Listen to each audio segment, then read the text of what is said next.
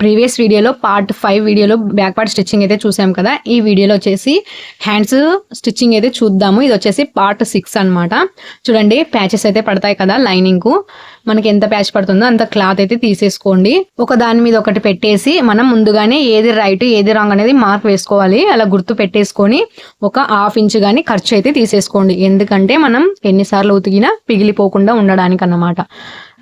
తర్వాత ఖర్చు ఎక్కువ తీసేసుకొని స్టిచ్ చేయాలి, అది మాత్రం మర్చిపోవద్దు. తర్వాత మనం అణిగి కుట్టు అనేది వేసుకోవాలన్నమాట.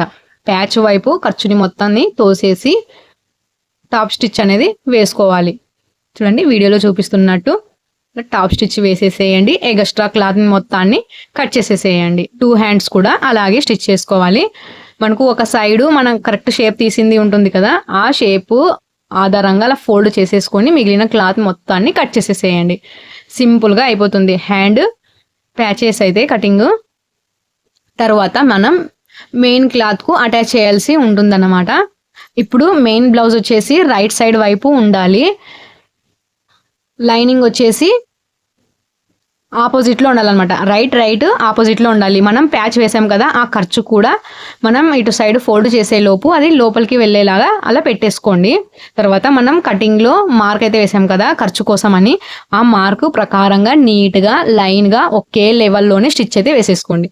తర్వాత టాప్ స్టిచ్ వేసుకోవడానికి ఖర్చు ఉంటుంది కదా, ఆ ఖర్చుని మొత్తాన్ని లైనింగ్ వైపు తోసేసేయండి. మనకు ఈజీగా ఫోల్డ్ అవుతుంది అన్నమాట. లైనింగ్ కూడా కనిపించదు అనమాట, అందుకని టాప్ స్టిచ్ వేయాలి. తర్వాత చూడండి, అలా ఫోల్డ్ చేసేసి నీట్గా సర్దుకుంటూ ఒక స్టిచ్ అనేది వేసేసేయండి. చిన్న కుట్టు పెట్టేసుకొని స్టిచ్ అనేది వేసేసుకోండి, నీట్గా కనిపిస్తుంది. మీకు ఏమైనా డౌట్ ఉంటే కామెంట్ చేయండి. తర్వాత మరో హ్యాండ్ కూడా సేమ్ ఇలానే యాజ్ ఇట్ ఈజ్ చూడండి, అలా నీట్గా సర్దుకోవాలి. లైనింగ్ అనేది బయటికి రాకుండా స్టిచ్ అనేది వేసుకోవాలన్నమాట. తర్వాత మనం లైనింగ్ ప్రకారంగా లూజ్ కుట్టు పెట్టేసి చుట్టూరు స్టిచ్ అయితే వేసేసేయండి. నీట్గా దూరంగా కాకుండా లైనింగ్కు దగ్గరగా వేసేసుకోండి. హ్యాండ్ జాయిన్ చేసిన తర్వాత స్టిచ్ చేసిన కనిపించకుండా ఉంటాయన్నమాట. ఎక్స్ట్రా క్లాత్ మొత్తాన్ని కట్ చేసేసేయండి. మనకి ఎలాగో ప్యాచెస్ పడవు కదా, ప్యాచెస్ ఒకవేళ పడితే ఆ మిగిలిన క్లాత్లోనే ప్యాచెస్ వేసుకోవచ్చు. తర్వాత మరో హ్యాండ్ కూడా నేను అలాగే రెడీ చేసుకున్నాను చెప్పాను కదా. ఇప్పుడు అయితే నేను లోతు తీస్తాను అనమాట. కటింగ్లో అయితే లోతు తీయను, స్టిచ్చింగ్లోనే నేను ఎక్కువ శాతం లోతు తీసేదన్నమాట.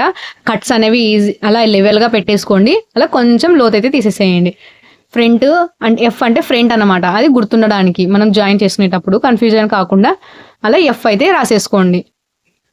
మీకు అర్థం అవుతుందని అనుకుంటున్నాను. అర్థం కాకపోతే కామెంట్ చేయండి. హ్యాండ్ స్టిచెస్ అయితే అంతే.